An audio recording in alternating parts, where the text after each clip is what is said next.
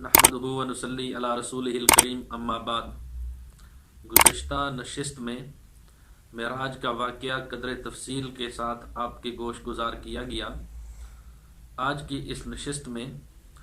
इस वाक़या की मज़ीद तफसील और इस वाक़या के बरहक होने पर शहादतें आप हजरात के गोश गुजार करने का इरादा है। यहाँ तक बात बयान हो गई थी कि इमामुल अंबिया सल्लल्लाहु अलैहि वसल्लम सातों आसमानों की सैर, सिदरतुल मुंतहा की सैर, इसी तरह अर्श मुअल्ला तक की सैर करके रात के मुख्तसर हिस्से में मक्का मुअज़्ज़मा वापस पहुँच गए। अब सुबह इमामुल अंबिया सल्लल्लाहु अलैहि वसल्लम ने अपनी बिरादरी के लोगों के सामने जब इस अजीम शान वाक़े का जिक्र किया और अपना मौजज़ा बतलाया, तो आपके बिरादरी के वो लोग जो आपकी मिशन के दुश्मन थे और आप सल्लल्लाहु अलैहि वसल्लम के बारे में और आप सल्लल्लाहु अलैहि वसल्लम के ख़िलाफ़ कोई साजिश, कोई मंसूबा बनाने में कोई दकीका फ़रोगुज़ाश्त न करते थे, इमामुल अंबिया सल्लल्लाहु अलैहि वसल्लम की ज़बान मुबारक से जब ये बात सुनी तो उन्होंने प्रोपेगंडा शुरू कर दिया। तो चुनाचे अबू जहल जो आप सल्लल्लाहु अलैहि वसल्लम का अज़ली दुश्मन था, वो सैयदना सिद्दीक़ अकबर रज़ी अल्लाह ताला अन्हो के पास पहुंचा और चूंकि वो जानता था कि सैयदना सिद्दीक़ अकबर रज़ी अल्लाह ताला अन्हो वाहिद वो शख्सियत हैं कि जिस कदर भी इमामुल अंबिया सल्लल्लाहु अलैहि वसल्लम के ख़िलाफ़ हम बोल लें वो मानने के लिए तैयार नहीं है, तो उसके दिल में ये बात आई कि शायद ये वाक़या जब सिद्दीक़ अकबर के सामने बयान करूं तो वो इमामुल अंबिया सल्लल्लाहु अलैहि वसल्लम की सदाकत से इनकार कर दे। चुनाचे वो सिद्दीक़ अकबर रज़ी अल्लाह ताला अन्हो के पास पहुंचा और सैयदना सिद्दीक़ अकबर रज़ी अल्लाह ताला अन्हो के सामने ये बात रखी कि अगर कोई आदमी ये दावा करे कि मैं रातों रात मस्जिद हराम से मस्जिद अक्सा तक गया, फिर मस्जिद अक्सा से मैंने सातों आसमानों का सफ़र किया, मैं सिदरतुल मुंतहा पहुँचा, मैं बैतुल मामूर पहुँचा, मैंने जन्नत और दोज़ख देखी, मैंने अंबिया से मुलाकातें भी की रास्ते में, और फिर मैंने रब सुब्हानहू व तआला से मुलाकात की, फिर मैं वापस पहुँचा, फिर मैंने अंबिया को इमामत करवाई और इस तरह फिर मैं रात के मुख्तसर हिस्से में मक्का वापस पहुँच गया, तो क्या ये बंदा सच्चा हो सकता है? सैयदना सिद्दीक़ अकबर रज़ी अल्लाह ताला अन्हो ने फरमाया, ये दावा करने वाला कौन है? अगर ये दावा मेरे नबी जनाब मोहम्मद रसूलुल्लाह सल्लल्लाहु अलैहि वसल्लम ने किया है, फिर इसके सच्चा होने में कोई शक नहीं है। चुनाचे सैयदना सिद्दीक़ अकबर रज़ी अल्लाह ताला अन्हो ने इस मौका पर आप सल्लल्लाहु अलैहि वसल्लम की तस्दीक की और इमामुल अंबिया सल्लल्लाहु अलैहि वसल्लम को जब इस वाक़े का पता चला तो इमामुल अंबिया सल्लल्लाहु अलैहि वसल्लम ने आपको सिद्दीक का लक़ब दिया।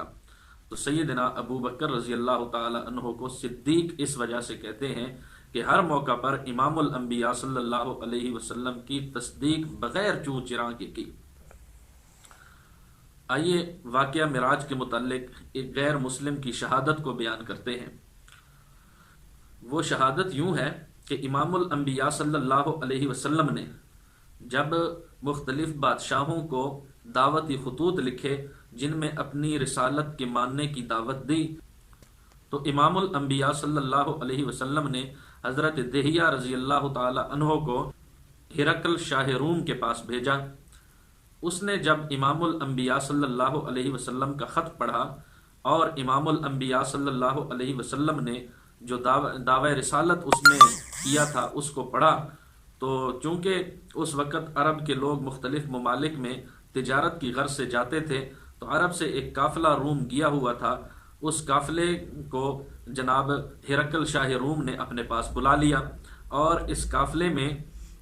उस वक़्त अबू सुफियान इब्न हरब और उनके रफ़क़ा थे। अब हिरकल शाह रूम ने उनको अपने पास बुला लिया। अब ये अभी मुसलमान नहीं हुए थे। हिरकल शाह रूम ने उनसे इमामुल अंबिया सल्लल्लाहु अलैहि वसल्लम के बारे में पूछा कि ये कैसा आदमी है जिसने मुझे ये ख़त भेजा है। तो जनाब अबू सुफियान कहते हैं कि मेरे दिल में ये बात आई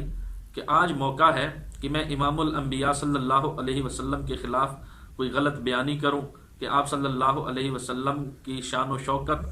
हिरकल शाह रूम के यहाँ बेहैसियत हो जाए। तो फिर मेरे दिल में ये ख्याल आया کہ کہیں ایسا نہ ہو کہ میں آپ کی طرف کوئی جھوٹ منسوب کروں اور میرا جھوٹا ہونا واضح ہو جائے تو پھر ساری زندگی مجھ کو کذاب ہونے کا طعنہ ملے گا، لہٰذا میں کوئی جھوٹ نہیں بولتا۔ لیکن فوراً میرے ذہن میں یہ خیال آیا کہ واقعہ معراج جو امام الانبیاء صلی اللہ علیہ وسلم نے بیان کیا ہے، وہ واقعہ میں ہرقل کے سامنے بیان کروں گا تو امام الانبیاء صلی اللہ علیہ وسلم کا بے حیثیت ہونا ان کے سامنے واضح ہو جائے گا اور آپ صلی اللہ علیہ وسلم کی تکذیب کر دیں گے۔ چنانچہ ابو سفیان نے ہرقل شاہ روم کے سامنے اس واقعہ کو بیان کیا اور کہا کہ جو ایسے دعوے کرے تو وہ کہاں سچا ہو سکتا۔ اب جب اس نے یہ بات مکمل کی تو اس وقت ہرقل شاہ روم کے پاس ایلیا کا سب سے بڑا عالم اس وقت موجود تھا۔ اس نے کہا میں اس واقعہ کی تصدیق کرتا ہوں۔ تو ہرقل اس کی طرح متوجہ ہو گیا، آپ کیسے تصدیق کرتے ہیں، آپ کو کیسے علم ہے اس بات کا؟ تو وہ کہنے لگا کہ ایک رات، یہ جس رات کا واقعہ بیان کر رہا ہے، اس رات میں سب سے آخر میں بیت المقدس سے نکلا اور میں بیت المقدس کے دروازے وغیرہ بند کیا کرتا تھا۔ تو میں جب دروازے بند کرنے لگا تو وہ دروازہ اتنا بھاری تھا جیسا کہ میرا واسطہ کسی پہاڑ کے ساتھ پڑ گیا ہو، وہ دروازہ ہلنے کا نام ہی نہیں لے رہا تھا۔ میں نے اپنے رفقا کو بلوایا اور پھر انہوں نے وہاں کے یہ لکڑی وغیرہ کا کام کرنے والے مستریوں مزدوروں کو بلایا کہ دروازہ بند نہیں ہو رہا۔ چنانچہ وہ سارے اکٹھے ہوئے تو سب نے یہی دروازے پر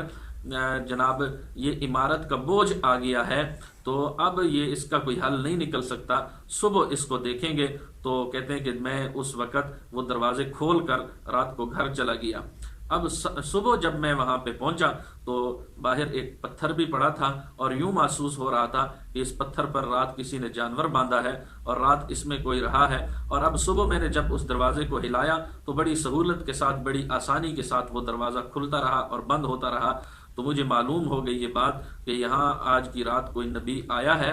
اور اس نے آ کر یہاں پہ نماز بھی پڑھی ہے، باہر جانور بھی باندھا ہے اور پھر چلا گیا۔ اور پھر اس کے بعد مزید اس واقعہ کی تفصیلات بیان کی تو ایک